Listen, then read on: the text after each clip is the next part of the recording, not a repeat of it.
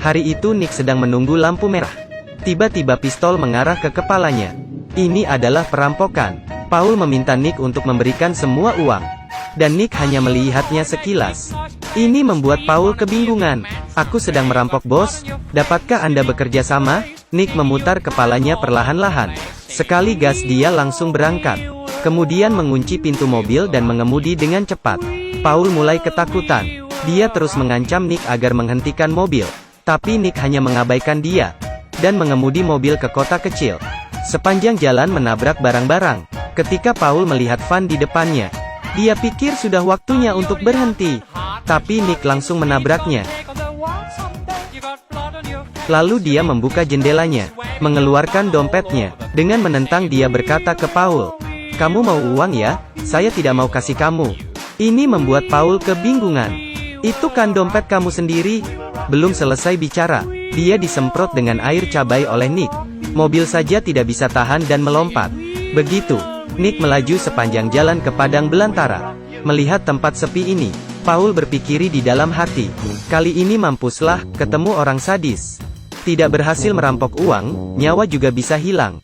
Dia memohon Nick melepaskannya. Melihat Nick yang berekspresi dingin, dia tahu ini tidak mungkin. Mereka datang ke resto cepat saji. Paul yang dibebaskan, datang ke tepi jalan dan ingin tumpangan kembali. Tapi mana ada mobil di hutan belantara ini? Tak berdaya, Paul terpaksa meminta tolong Nick. Nick berkata, "Kau merampok saya dan meminta saya untuk membawamu pulang. Apakah kau korsleting di otakmu?" Saat mereka berdebat, pelayan datang dan meminta mereka untuk membayar tagihan. Saat Nick memegang bajunya baru teringat, dia sudah membuang dompetnya. Saat itu Paul memberikan uang ke pelayan. Kemudian Paul berkata, "Begini, kamu bawa saya kembali ke kota. Biaya di perjalanan saya yang bayar." Nick yang tidak punya uang terpaksa setuju. Setelah setuju, mereka mulai berbincang. Rupanya Nick adalah manajer di sebuah perusahaan periklanan. Dia mempunyai istri yang cantik. Hari itu Nick pulang kerja lebih awal. Dia ingin memberikan kejutan untuk istrinya. Tak disangka, istrinya memberikan kejutan yang lebih besar. Ketika dia melihat kancing ini, Nick yakin, istrinya selingkuh dengan bos sendiri. Nick yang dikhianati istrinya, tiba-tiba dari pria sukses, menjadi orang yang telah kehilangan jiwanya. Ini adalah alasan, saat Nick menghadapi perampok yang menodong senjata, bisa melupakan nyawanya dan terus menggila sepanjang jalan. Hingga membuat perampok itu ketakutan hingga terus minta ampun. Pria ini namanya Nick. Kamu kira dia sedang menari? Sebenarnya dia hanya ingin menjatuhkan laba-laba di badannya. Kejadian yang dia lalui hari ini, orang lain belum tentu bisa merasakan sekalipun dalam hidup mereka. Pertama adalah istri cantik yang mengkhianati dirinya. Kemudian istrinya selingkuh dengan bos sendiri. Dan sekarang dia harus bersama dengan perampok. Pulang bersama Nick yang sedang isi bensin. Terpikir masa-masa bahagia bersama istrinya. Dia tidak bisa menerima fakta bahwa istrinya mengkhianati dirinya. Saat dia berpikir, bensin tiba-tiba menyemprot keluar. Saat dia meletakkan pistol bensin, dia melihat Paul sedang merampok. Nick yang tidak ingin terlibat, segera melarikan diri dengan mobil. Tapi dia tidak menemukan kunci mobil. Saat itu juga, "Kau sedang cari ini?" Saat mereka berhasil lari, bos supermarket terus mengejar mereka. Terkadang mereka ditembak. Saat itu juga, polisi tiba di sana. Untungnya kemampuan mengemudi Nick lumayan baik. Di masa krisis berhasil keluar dari bahaya. Setelah mereka aman, Nick terus mengejek Paul. "Kamu bisa saja memikirkan untuk merampok supermarket. Ada berapa banyak uang di sana? Kau tidak bisa profesional sedikit? Setidaknya membawa kerudung atau sesuatu." Tiba-tiba Nick terpikir bosnya. Dia mengetahui kode brankas bosnya. Dan di dalam ada sangat banyak uang. Akhirnya Nick memutuskan untuk merampok bosnya dan membalas dendam. Paul segera bilang bahwa dia ingin bergabung. Akhirnya mereka meneruskan perjalanan mereka ke tempat kerja Nick. Di tengah perjalanan, Paul menemukan seekor laba-laba di atas kepala Nick. Dengan niat baik dia memberitahunya. Siapa tahu, Nick terlalu penakut. Dia langsung turun dari mobil dan terus melompat. Paul yang melihat itu segera merekamnya. Dan hampir saja ketawa hingga habis napas. Nick tiba-tiba menginjak korek api yang terjatuh dari badannya. Hasilnya keluar adegan ini. Setelah bersenang-senang, mereka mampir lagi ke sebuah tempat isi bensin. Agar Paul tidak merampok lagi, Nick mengambil pistol dan masuk sendiri ke dalam supermarket.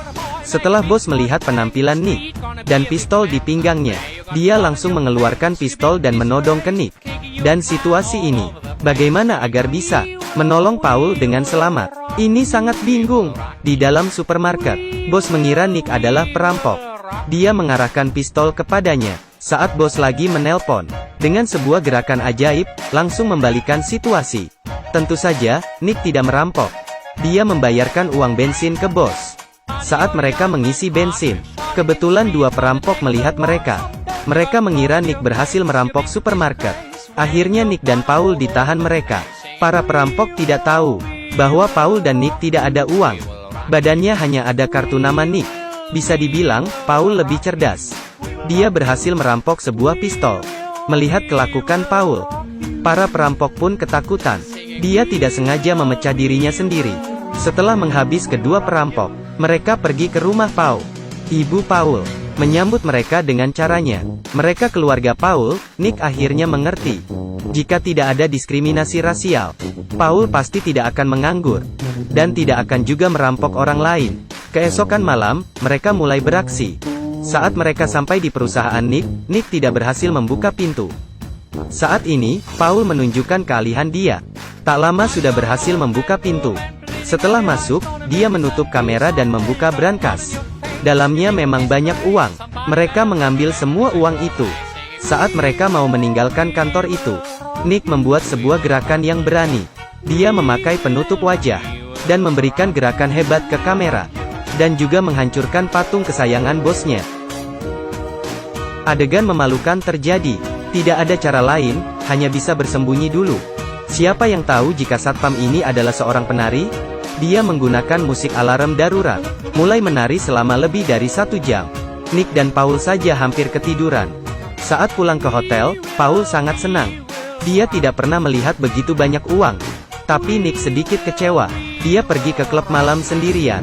Setelah lama berpikir, Nick memutuskan menelpon istrinya dan bertanya lebih jelas. Tapi setelah dia bertanya, rupanya yang Nick lihat bukan istrinya, tapi itu adalah adik istrinya dan suami adiknya.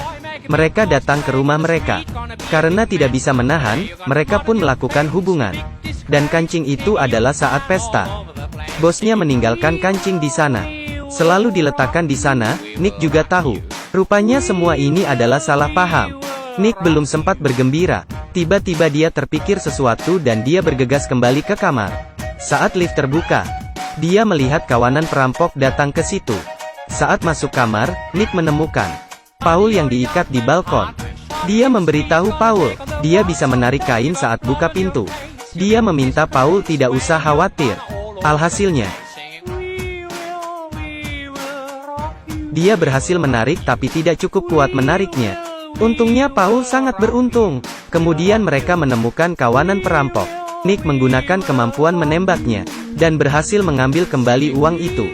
Dia memberitahu sebuah hal ke Paul, dan dia memutuskan untuk mengembalikan semua uang ini, sehingga dia bisa kembali ke kehidupan sebelumnya. Paul menjawab, kau kembali ke kehidupan sebelumnya. Tapi kamu lupa, saat mengembalikan uang itu, saya juga akan kembali ke kehidupan sebelumnya. Terakhir, Paul mengembalikan uang ke Nick. Keesokan hari, Nick kembali ke kantor seperti biasa. Karena patung kesayangan bos dihancurkan, dia memaksa untuk memeriksa rekaman video.